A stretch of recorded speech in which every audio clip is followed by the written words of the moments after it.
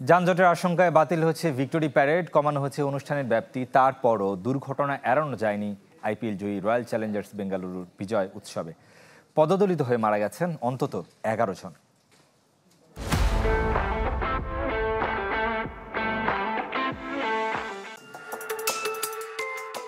একটা ট্রফির জন্য অপেক্ষা দীর্ঘ 18 বছরের। সেই অপেক্ষার অবসান ঘটায় উৎসবের রং লাগে বেঙ্গালুরুতে।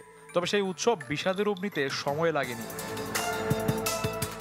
চিন্নাস্বামী স্টেডিয়ামের বাইরে বিজয় উল্লাস করতে গিয়ে পদধলিত হয়ে মারা গেছেন অন্তত 11 জন, আহত অসংখ্য।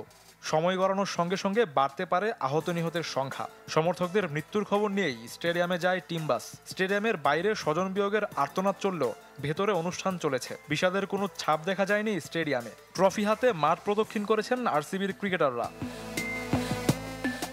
যানজটের আশঙ্কায় ভিক্টোরি প্যারেড বাতিল করে পুলিশ।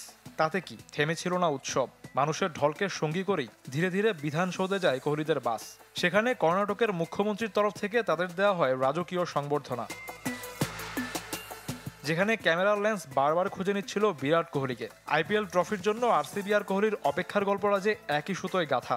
তখন পর্যন্ত ভারতীয় কিংবদন্তি ছিলেন টক অব দ্য টাউন। তবে বিধানসৌধের আনুষ্ঠানিকতা সারতেই আসে দুঃসংবাদ।